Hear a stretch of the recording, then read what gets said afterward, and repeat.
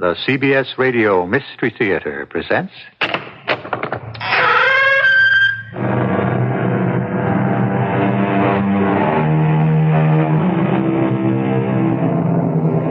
Come in. Welcome. I'm E.G. Marshall, who shares with you an interest which few can deny in strange tales of the macabre. Stories that arise from suppressed motives and odd personal experiences. You've heard, no doubt, of ESP, extrasensory perception. Do you believe that such a gift exists? The power to perceive the thoughts of another? Believe me, it does. In some persons, it has been developed to a high degree, and there is scientific evidence to prove such a contention.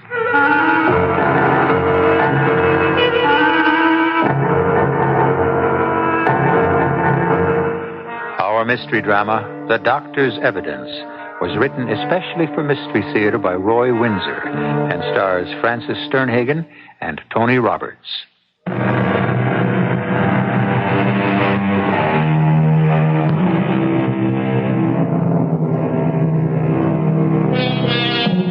One definition of extrasensory perception is the perception of another person's thoughts and actions not received by the senses. At one time or another, most of us have had the experience of knowing what another person was thinking. A strange experience, the kind which psychical research has been studying at least since 1882, when the Society for Psychical Research was founded. Share with me this strange story of Ellen Robertshaw, who had this supernormal faculty. After an automobile accident, it seemed to increase, as Ken, her husband, explains to his secretary, Kay. Ellen had the gift, or whatever you want to call it. It's ghastly. Falling to her death. Can you imagine what thoughts went through that poor woman's head? Could she have anticipated her death? I have no idea, Kay. No, that would be magic. Do you believe in ESP, clairvoyance? Well, they're not the same things. ESP is telepathy. I'm told it's a scientific fact. But you do believe in telepathy and that Ellen had the faculty? I really don't know. You surprise me. How so? You're a hard-headed, practical businessman. This occult bit seems out of character. Oh, now it's occult. No, don't assume I believe in telepathy. I'm still a skeptic. All the same, Ellen surprised me several times in the past few years by seeming to read my thoughts. That could have been uncomfortable. Well, sometimes, yes, but, that's all behind us now. So it is. When's the funeral? Well, I haven't thought about it. I'll have to talk over the arrangements with her son. Bruce, is that right? Yes, he's at the hospital now. He is? I thought he lived in Philadelphia. Oh, he does, but he's here. He arrived at the building just after Ellen fell. Before me. Should I attend the services? I don't think so, Kay. Ellen suspected you and me. She probably said so to her son. I see. Okay. I can't help loving you. That's nice to hear. All the same, you could have divorced, Ellen. I never liked our furtive relationship. I felt so hypocritical. Marked. The other woman. Well, you won't be any longer. We'll be married, Kay. Say, in 6 months. It's what I've always wanted. 6 months. Well, why do you say it that way? It's hard to explain. It's almost as if we'd been waiting for your wife to die. Say she hadn't, Ken. Then what would have happened? How long could I have continued to be your office wife? Darling, I would have divorced Ellen. But you didn't. Well, believe me, I'm sorry she died a violent death, but it's a fact. I'm free now. So are you. I wonder. What's the matter with you, Kay? Well, you say she was telepathic. Could she have anticipated her own death? Oh, how the devil would I know? You mean, did she intimate to me that she was going to die? Of course not. When I left for work this morning, she seemed to be all right. Still weak, but alert. Stretched out on the living room couch. What is all this, Kay? Why is her son, Bruce, what's his last name? Bruce Ellis. He's a lawyer in Philadelphia. What about him? Why did he appear in New York just after his mother fell to her death? Because he was in the city, and naturally he'd come to say hello to us. Well, to her, he never liked or approved of me. Could Ellen have transferred her thoughts to him? What if she did? Are you suggesting that he arrived here because she indicated she was going to die? Isn't that possible? Oh, I don't know. And anyway, so what? Maybe she knew when and how she was going to die. But she didn't say anything to you. Not a word. Why? Curiosity, that's all. For some reason, her death haunts me.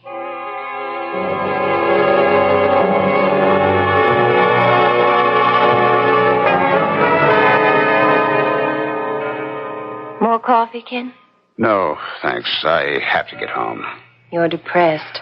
Of course I am. You and your mumbo-jumbo about telepathy. How do you know she had the faculty, if that's what you call it? I still don't know, but a doctor, a dry old stiff named Max Croft, was pretty convincing. That was about 2 months ago. I was visiting Ellen in the hospital after work, and Dr. Croft was there with her. Ken, how kind of you to come by. Well, of course I'd come by, my dear. Haven't I every night since they brought you in here? Hello, Dr. Croft. Good evening, Mr. Robertshaw. Ellen's made very good progress. No after effects from the concussion, and I'll have the cast off her arm in a month. Oh, that's good news. No complications? Well, only slight psychic trauma, but that'll fade away. I had a premonition about the accident. I knew it was going to happen. When it did, I even knew who ran into my car. Oh, I see. So did the police. They found the 2 cars smashed up. I mean before that. Isn't that, ESP? No, it's clairvoyance. Not the same thing at all. Well, whatever you say. I don't understand either one or happen to believe in them. What about my 2-year-old grandson? I told you about that, Max. Was I correct? Well, it would seem so, Ellen. I know that you were worried about the little boy. More than worried. Frightened. I knew he had more than a common cold. He had a dangerous virus. How in heaven's name could you know that, Ellen? I don't know. But ever since being hospitalized, I seem to have acquired whatever you want to call it. Telepathy is the name of the faculty. You believe in that stuff, Dr. Croft? Oh, without question. And you know what happened, Ken. Mm-hmm. Your son challenged the doctor, and sure enough, the little boy did have a dangerous virus. And you claim that you put that thought in your son's head, huh? I think so. Huh. That's fantasy. The doctor spotted the virus. Not at first. The sickness was diagnosed as a common cold. Well, have it your own way. I'm glad you're feeling good, dear. It's lonely home without you. Well, I'll say good night. Give my regards to Kay. Yes, I'll do that. Good night, Doctor. I'll be leaving too, Ellen. Have a good rest. I'll be by in the morning. Thank you. And Ken, ask Kay to stop by some afternoon. I'd like to see her. You got a moment, Dr. Croft? Well, of course. Has Ellen's mind been affected? Well, no, indeed. But that junk about ESP, clairvoyance, that doesn't sound rational to me. Were you kidding her, or do you believe in such things? Second sight, that kind of thing? Well, you've asked me a very involved question. Those terms are not interchangeable. We assign all manifestations of supernormal knowledge derived from another person's mind to telepathy. Your wife appears to have had such a manifestation from her son Bruce. He was concerned about his little boy. His mother, your wife, shared that concern and telephoned him. Then he harried the pediatrician. You can derive knowledge from another person's mind? Well, some persons can. I myself, for example, cannot. The evidence for supernormal cognition is very extensive, and it's impressive. Ellen seems always to have had the faculty, however slight. The accident seems to have increased her power. And, clairvoyance, it's not the same thing, eh? No. A clairvoyant does not derive supernormal knowledge from the mind of another. He just derives it, that's all. Haven't you ever sat in a room with another person and discovered that both of you were thinking about the same thing? I'm afraid I'll have to pass, Doctor. Well, I've taken up your time. Oh, perfectly all right. Psychical research is an intriguing subject. Your wife does have the telepathic faculty, and I suspect she also has an ability with clairvoyance. May I ask a question? Certainly. But I'm curious to know what your wife meant when she said, "Give my regards to Kay." My secretary, Kay Tyler. I'm meeting her for dinner at 6:30. Ellen knew that? I suppose I mentioned it to her when I spoke with her this afternoon. I see. Well, enjoy yourself. Good night, Mr. Robertshaw. What you've just told me is pretty spooky stuff, Ken. I don't think so. Something happened to Ellen. Ever since she got home from the hospital, she's talked weirdly. Did you tell her that you were having dinner with me? Oh, I must have. But you don't know. And now this, dead from a fall from the 8th floor. And it was only a week ago I called on her. Remember how uncomfortable the visit became? Yes, vividly. Kay, how nice to see you.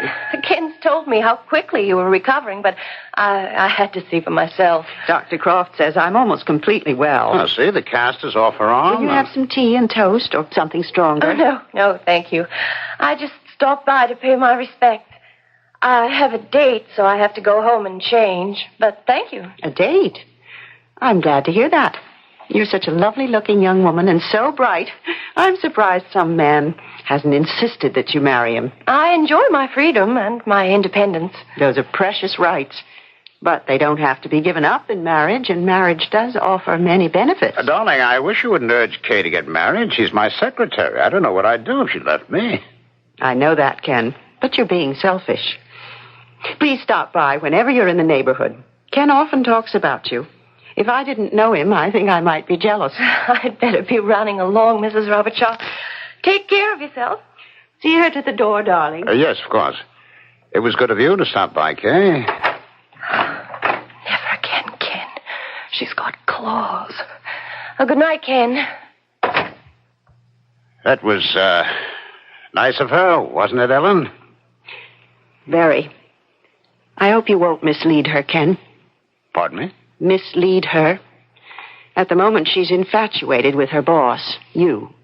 Oh? I'm not aware of it. Oh, Ken, how transparent you are. She loves you, and you're in love with her. It's the oldest story in the world. You're going through the middle-aged death dance. If you give yourself half a chance, you'll recover. What is this, more telepathy? Oh, I don't need telepathy to know what's going on. Heavens, it's as plain as the blush on your cheek. Just don't hurt her, Ken. She really is a fine young woman. I wouldn't think of hurting her. You might. In fact, I think that you will. Is that intuition or more of that telepathic twaddle? A little of both. My instinct tells me that you might break her heart. My telepathic faculty warns me that you will. And what else do you foresee? You know, Ken. And I'm very sorry for the three of us.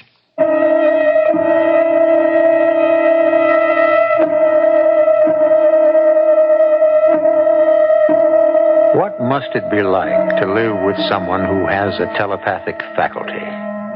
From what I've read, this supernormal knowledge can be aroused by a very strong emotion. And from what we've heard so far, Ellen, outwardly composed, must be seething with jealousy because it's evident that her husband loves Kay. Jealousy is a very strong emotion. What it leads to, we will discover when I return shortly with Act 2.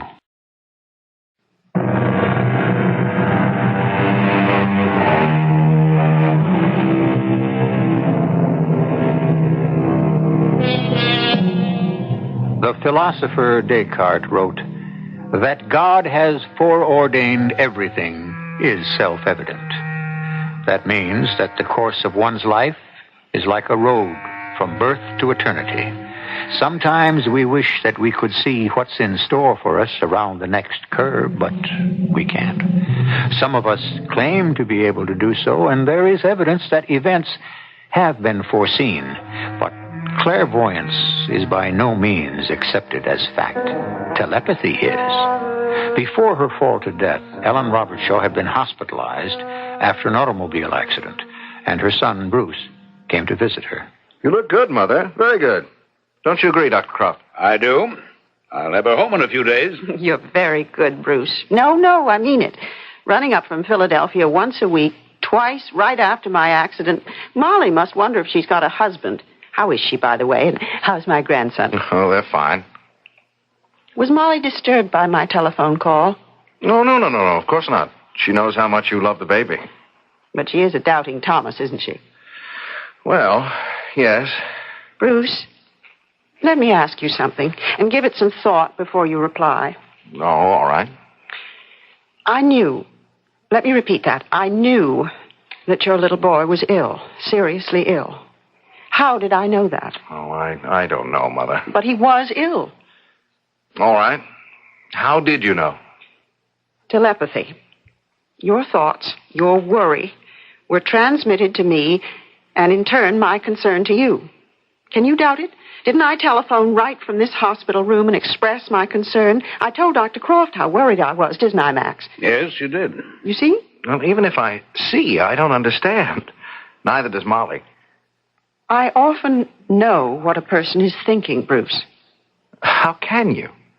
How does that work? Max. Before I try to answer that question, tell me, Bruce, were you aware of your mother's concern about your little boy? You mean, did her thoughts come into my head? Well, yes, but I couldn't say through telepathy. I know Mother loves her grandson, so naturally we didn't want to worry her when he became ill. She had enough to worry about, her injuries and the accident and... Well, you may be right, Bruce. On the other hand, your mother has startled me several times by apparently reading my thoughts. How I feel about her husband, for example. Well, no one has to be a mind reader to know that, Dr. Croft. I feel the same way about Ken. But you're saying that Mother has this telepathic faculty, huh? Yes. Ideas may be telepathetically transmitted without conscious effort between the agent and the percipient. A percipient is one capable of perceiving. Your mother as agent and you as percipient make contact through your subliminal minds. And that big word needs to be defined. Subliminal means below the level of consciousness. You're saying that I've got the telepathic faculty? Well, to some degree, every one of us has it. Most persons are potential agents and percipients, some more so than others. But I'm talking fact, Bruce. There is such a thing as telepathy. When is Mother being released from the hospital? Oh, there's no reason your mother can't leave by Friday, day after tomorrow. You'll be weak for a while, Ellen. Most bed patients are after they're discharged, but except for your arm in a cast, you're in good health. Mother, do you want me to... No. No, my goodness, I can get home by myself. I mean, Ken will pick me up. Will you see him before you return to Philadelphia? I don't think so, Mother. I don't want to be rude, but, well, it's what he's doing to you that makes me angry. You know, of course. Of course. Yeah. Well, it doesn't take a mind reader to know he's got big stars in his eyes for that secretary of his. At least you know. Why don't you get rid of him, Mother? I may. Why hesitate? Tell him goodbye. And then come visit us. Take a trip. Life begins at... 49, perhaps. Well, if you'll excuse me, for what it's worth, Ellen, I concur with Bruce. Your husband's a calculating man. Let him have his Kay, Tyler. I'll see. Bruce, my love to Molly and the little boy. Tell her not to be too upset. Upset? Oh, you mean about the facts about telepathy, right. Well, I'll try. On some subjects, however, Molly's mind is closed. That's not what I was referring to. No? You'll find out when you return to Philadelphia. What are you talking about, Mother? I can't say. Or maybe I'd rather not. I could be wrong. A decision can be changed. Maybe it will be. I hope so. But I have my doubts.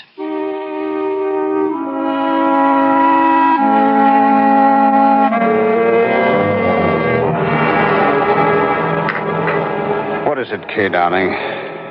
You're off in space. Is anything the matter? Everything's the matter, Ken. I'm going to have to break it off. I see. I wish you did. I just can't stand being two-faced anymore. If you want me as much as you've said you do something about it. Otherwise, let me go. Leave Ellen, huh? Look, I'm not trying to break up a marriage, but you say it isn't one, so I'm not really the other woman. If you haven't got a marriage, why don't you end it? All right. I'll speak to her tonight and pack up and leave. You've said that before. You call me. I won't call you. Meaning? I won't see you anymore, Ken, until I can be seen with you in the light of day. Tomorrow's Friday. My last at the office. There are other secretaries in the company who'll jump at my job. You won't be hung up. But tomorrow's my last day in the romantic shipping business. All right, we'll see about that. After I've spoken to Ellen, I'll come over to your place. Now, you'll be home, won't you? I don't know. I'd like to believe you, but... I'll be by. Now, stop acting like a silly schoolgirl and come on, eat your lunch. Oh, Ken.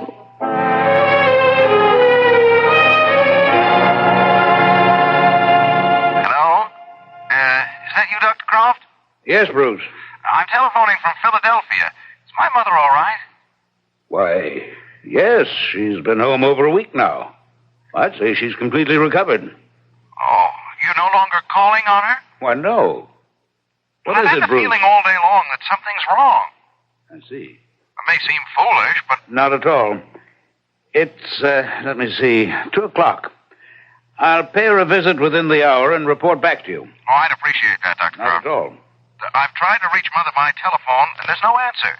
That's odd. What about the maid? I don't know. Earlier in the day, Mother spoke to my wife and told Molly, "Don't be upset." That's strange.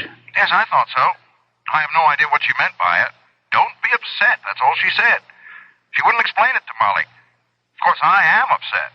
Well, I understand. Let me stop by and pay her a visit, Bruce. I'll telephone you from her place. Ellen, you're white as chalk. Take my arm, my dear. I heard your voice, and I managed to struggle to the door. I'm all right now. Now, you sit down. Here, let me take your pulse. I don't know what came over me. And I do. Your pulse is very rapid. What's frightened you, Ellen? I really can't see. Now, lie back on the couch and try to relax. Now, what is it? Something's upset you. Tell me. There's nothing you can do about it. There's nothing I can do about it, Max. But it's all right. Well, I take it you're alone here. Yes, I gave the maid the afternoon off. She's gone down to Richmond. Her sister had a baby, and they're going home from the hospital tomorrow. Have you been awake most of the afternoon? Why? Well, Bruce telephoned you here, but he got no answer. Oh, dear. Now I've upset both Molly and him. How thoughtless of me. Why did you tell Molly not to be upset? About what? Well, foolishness. Why didn't you answer the telephone, Ellen? I tried, but I'm still pretty weak. I didn't reach the phone in time. Is that the truth? Why, of course. Well, you should be strong again, Ellen. I don't quite believe there's anything physically wrong with you. Mentally, well, that's another matter. There's nothing wrong with my mind. I'm not saying there is. But the mind, yours especially, can play funny tricks. Fear can affect the body in strange ways. I suspect that fear made it hard for you to move to the telephone when it rang. Now, tell me the truth, Ellen. Isn't that what happened? Yes. I just couldn't move. Then I heard your voice through the door, and my fear vanished. All right. Now, tell me what you're afraid of. I'm your doctor. I'm also your old friend. Bruce knows. I see. Telepathy? He's afraid for me, and I'm afraid for myself. You're afraid of what? Ken is despondent, Max. And he may do something he'll regret. Well, has he threatened you? No. But he wants to be free. Well, give him his freedom. He isn't worth the powder. That's what I intend to do. If I'm in time. Another riddle. What do you mean by that? I should have proposed a divorce sooner. Now it may be too late.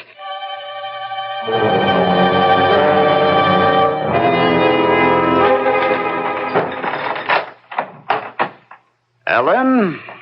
Yes, Ken. I'm on the terrace. Busy day?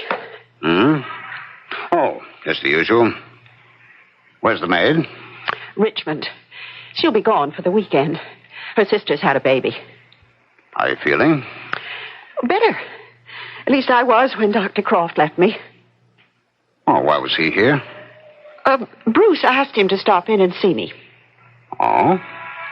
Bruce was worried about me. Why should Bruce be worried about you? What have you got to be worried about? You know, Ken. I do? Well, then you know more than I do. Oh, I get it. Mind reading. All right. Tell me what I know. You won't give up Kay Tyler, but she's given you up. You don't have to be telepathic to know that. What are you going to do about it? I'm prepared to divorce you. But I don't like what you're thinking, Ken. You're a blunt, shallow man. But I never thought you were evil. And it wouldn't do you any good. Or is your mind made up? What about money? What about it? You're a rich woman. I like the way we live. I have a will. What does it provide for me? Ordinarily, the husband... My estate is in trust. In the event of my death, there would be some money for you. But my first husband made certain that Bruce and his children would receive the bulk of it. Death is one thing. Divorce is another. So you'll give me my freedom and nothing else, huh? Wouldn't anything else be in bad taste? Well, maybe we should just keep on as we are.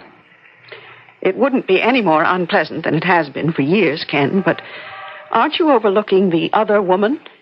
She doesn't like that label, does she? She doesn't think of herself that way. Oh? It's been going on for 2 years. It won't go on much longer. Kay Tyler is attractive and intelligent, but she's a fool. You've used her. I love her. Then marry her. I'll start divorce proceedings tomorrow. Ken? You do that, Ellen. Oh, all right. And then I want to see my grandson once more. And Ken!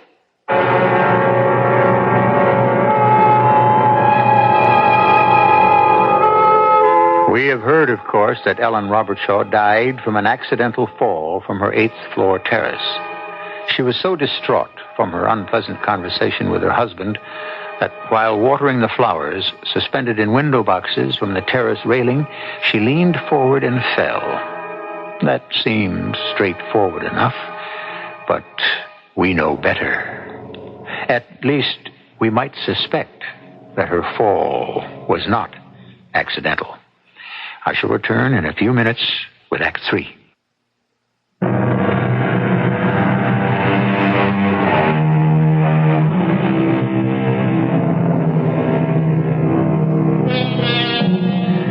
These days, a great number of married men and women seem to fall in and out of love more easily than they did 20, even 10 years ago, when, if I may say so, The vows pledged were taken more seriously. Because they were, quarrels were resolved and marriages held together. Even a quarrel over the other woman. Ellen and Ken Robertshaw, she especially, tried but failed to resolve his, shall we call it, preoccupation with Kay Tyler. Ellen offered him a divorce, but a dreadful accident intervened. John, what's happened? Oh, Mr. Robert Shaw is awful, just awful. What happened? Mrs. Robert Shaw. A policeman phoned for ambulance, but then he kept the crowd away. It's your wife. My wife? She fall. I can't describe it, Mr. Robert Shaw. I still feel sick. There was this awful sound, and I'm terrible sorry. My wife fell from the 8th floor? The son, he got here just when it happened. He's in the lobby. Oh, I'd better see him. You do that. I'm sorry, Mr. Robershaw. Rose? No. I arrived too late, just when it happened. I'm sorry for both of us. I hope you believe that, Bruce. I don't. Where you come from? From work. John, the doorman, told me what happened. What did happen? Well, you know as well as I do. Ellen fell to her death. Can you prove you just got here? What? Hey, wait a minute. What are you implying? You better have a perfect alibi, Ken. And I mean perfect. Spell that out. My mother didn't fall from the terrace. Is that clear enough? If you know that for a fact... I don't know it for a fact, but I know it. How? Tell me how. I'd really like to know. I've known since lunchtime that my mother was in danger. I don't like what you're saying, Bruce. You're a lawyer, so, be careful. You won't get away with it. You've lost me. Get away with what? Your mother fell to her death. She was so weak, she was probably watering the flowers and leaned too far over. Vertigo, and over she went.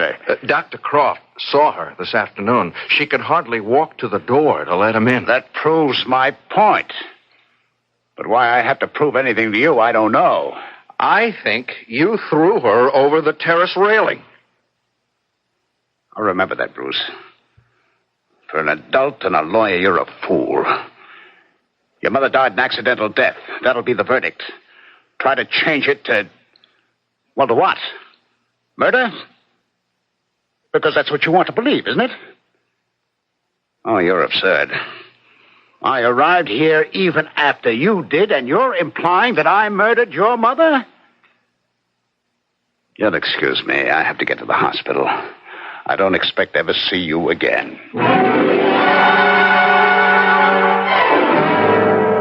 Bruce,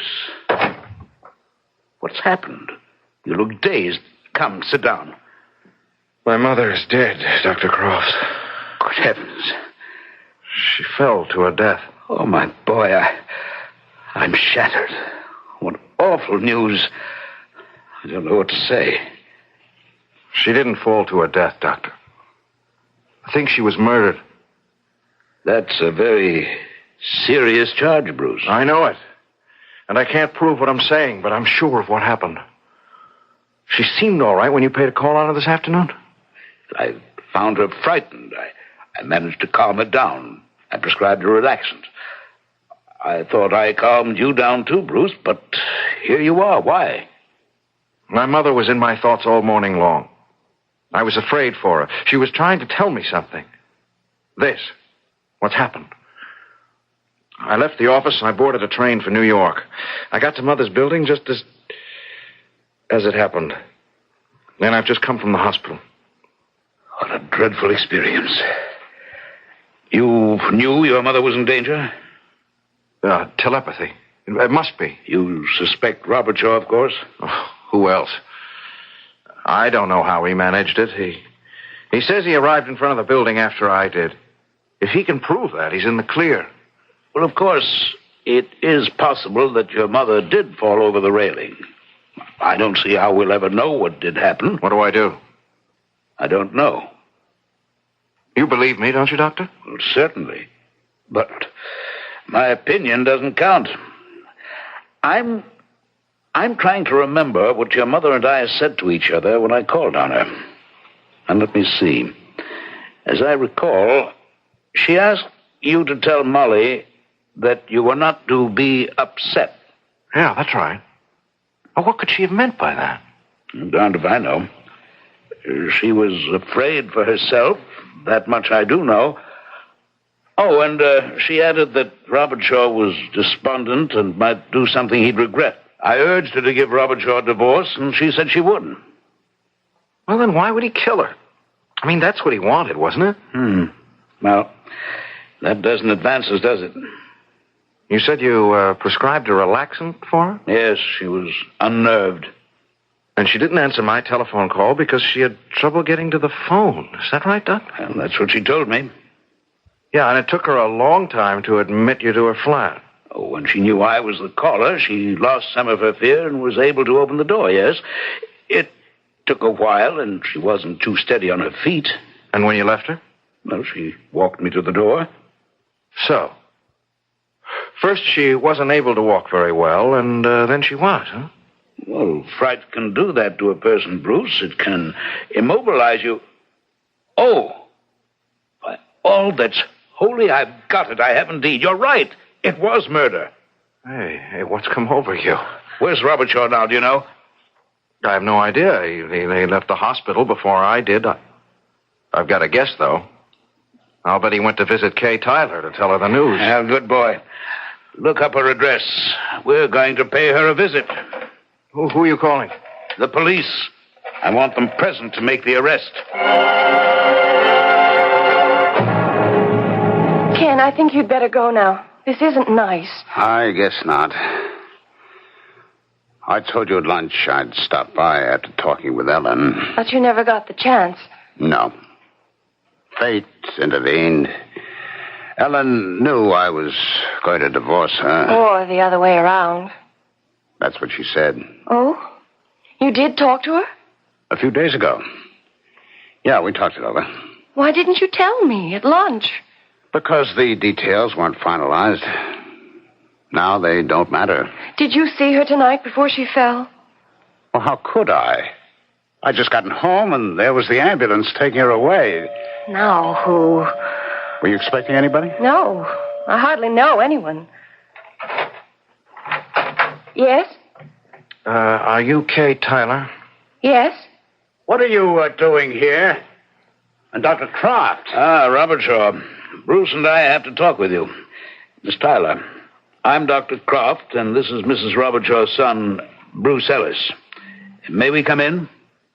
What, do you two want? Don't be rude, Ken. Come in, Doctor. Mr. Ellis. What brings you here?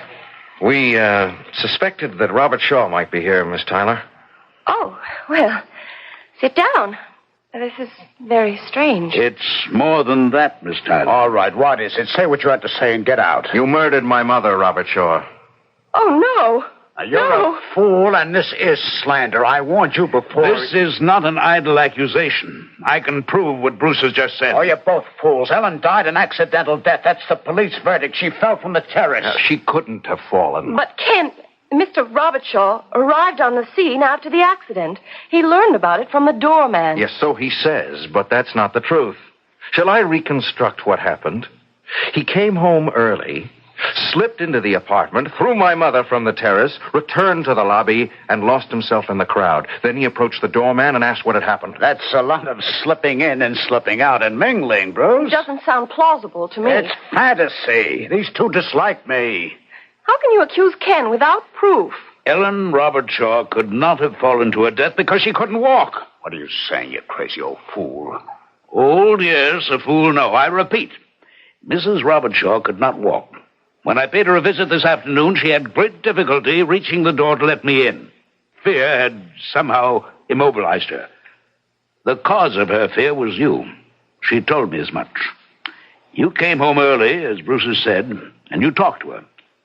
Remember, Ellen was telepathic. She knew that you were thinking of murder. What's that got to do with her ability to walk? Her fear of you in your presence caused hysterical paralysis. How do you know? My conclusion is altogether medical. What is hysterical paralysis? The psychic inhibition of motor function, meaning that hysteria temporarily paralyzed her, making it impossible for her to walk.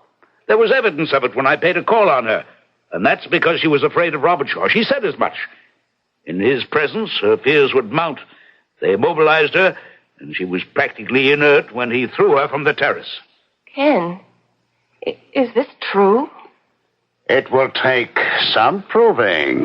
The proof is that my mother could not have fallen accidentally. She couldn't move. Explain that away if you can.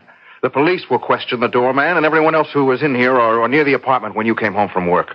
Earlier than you would have us believe. If she didn't fall accidentally, maybe she... No, not my mother. She didn't take her life. Why would she? Mother told Dr. Croft she was divorcing you. You murdered her, Robert Shaw, and Dr. Croft can prove it. The police. You're a vile man, Robert Shaw. I hope you spend the rest of your life behind bars.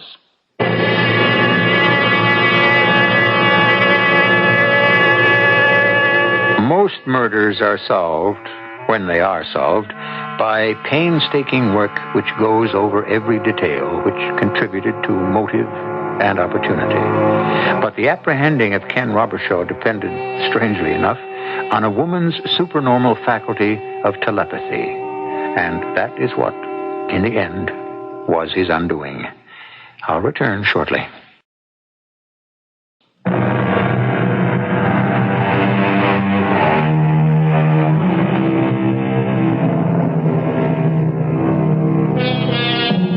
Greedy folks have long arms. That's an old Scottish proverb, and it's appropriate. Robert Shaw was a hypocritical opportunist. He never loved his wife. He may have loved Kay Tyler, but I'm pleased that she escaped from him. Why didn't he take the divorce and let the money go? Not Robert Shaw. When greed and love, or call it by its proper name, infatuation, combine in one person, he's a threat to normal persons. Our cast included Francis Sternhagen, Tony Roberts, Ralph Bell, Guy Sorrell, and Catherine Butterfield. The entire production was under the direction of Hyman Brown. This is E.G. Marshall inviting you to return to our Mystery Theater for another adventure in the macabre. Until next time, pleasant dreams.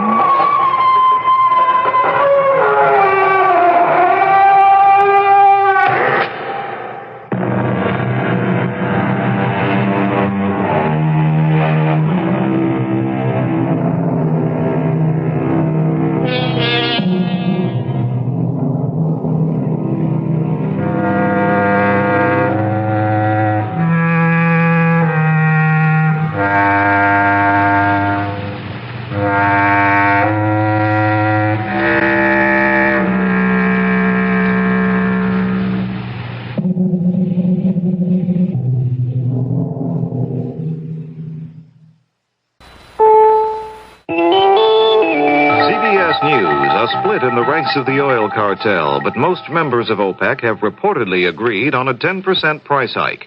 This is Doug Poling reporting on the CBS radio network. At the OPEC meeting in Qatar, Venezuela's oil minister told reporters that 11 of the 13 members will impose a 10% hike in world oil prices. The other two members, Saudi Arabia and the United Arab Emirates, will raise prices by only 5%. Those two countries went into the meeting favoring no price increase. The new prices will be in effect for 6 months, and sources in Qatar say the 11 countries might then try to raise prices by another 5%. The new price hikes will probably mean an increase of 1 to 2 cents a gallon in the United States for gasoline and heating oil. More news in a moment. Federal health officials on Thursday suspended the nationwide swine flu vaccination program, reporting that 51 people who received the vaccine had contracted an unusual paralysis known as Guillain-Barré syndrome. 4 people died from that disorder. 31 others who had not been vaccinated were also reported having the ailment. The vaccination status of 12 other people with the disorder was not known. Dr. William Fagay, an epidemiologist at the Center for Disease Control, was asked about the likelihood of resuming the vaccination program. If we find any transmission of flu virus, I would say the odds are 100% that we will resume the program. Because if there's disease, we have to resume the program. If there's no disease, then I think the question will come down to, is there a risk from the vaccine, and how big is the risk? At the moment, I would think that risk is very, very small. Canadian health officials Thursday night also recommended that provincial officials stop giving swine flu shots except to those over 65 and the chronically ill. Patricia Hearst says that the 6 Symbionese Liberation Army figures killed in a Los Angeles gun battle got what they deserved. In an interview with CBS News reporter Harold Dow, Ms. Hearst said she does not feel sorry for them. She was asked why she did not try to escape from the SLA. I felt that I didn't have anywhere to go. Escape to what? I was in a place at that time where nothing was happening to me. I was just alive there, and I guess that's all I got wrapped up in, was trying to stay alive. And Ms. Hearst said that at one point she was sure the SLA was going to kill her. 6 black congressmen met with President-elect Carter on Thursday to discuss the appointment of minorities to his administration. They listed 75 positions, including at least 1 cabinet post they want filled with either minority group members or persons sensitive to the needs of minorities. A panel of business leaders Thursday night appealed to President-elect Carter and the new Congress to approve a package of new tax cuts to stimulate the economy. The Committee for Economic Development indicated they favored $23 billion worth of increased personal income tax exemptions, higher business tax credits, and other tax reductions. A good sign for the economy. The Commerce Department reports the personal income of Americans in November was up by the biggest margin in 14 months. KIRO, Seattle, the News Authority. 11 p.m. CBS News. Swine flu shots suspended temporarily because of paralysis scare. I'm Rita Sands reporting on the CBS Radio Network. Assistant Secretary for Health in the Department of HEW, Dr. Theodore Cooper, says the government suspension of the swine flu immunization program could be termed premature or alarmist, but that he believes it to be the most prudent course to take at this time. The flu shots have been halted for at least 2 weeks because of concern over a possible connection to a disease which causes temporary paralysis. The National Christmas Tree is lit. President Ford turned the appropriate switch Thursday night, and 2,500 bulbs began to glow. The President expressed a wish for a world with peace and brotherhood. Inside the White House, there was another kind of glow, an electrical fire in the basement near the executive bowling alley. Washington's Deputy Fire Chief, Harry Gates, says it was put out quickly. What we had was a battery charger, which is located in a transformer vault room in the White House, and apparently a short or something caused it to ignite, and the decomposition of the materials inside, the polyvinyl chloride wiring, etc., caused hydrochloric acid fumes to be created throughout the basement area of the White House. One member of the Executive Protection Service was hospitalized for smoke inhalation. Commerce Secretary Elliot Richardson estimates the new price increases wanted by the OPEC countries will mean at least $2 billion out of the pocket of American consumers next year, with much of the price boost showing up in gasoline and heating fuel. Richardson estimates an increase of 1 to 2 cents a gallon, but pinning down the exact cost is difficult because it was a split decision by OPEC. 11 member nations are demanding a 10% oil price hike, with Saudi Arabia and the United Arab Emirates opting for only 5%.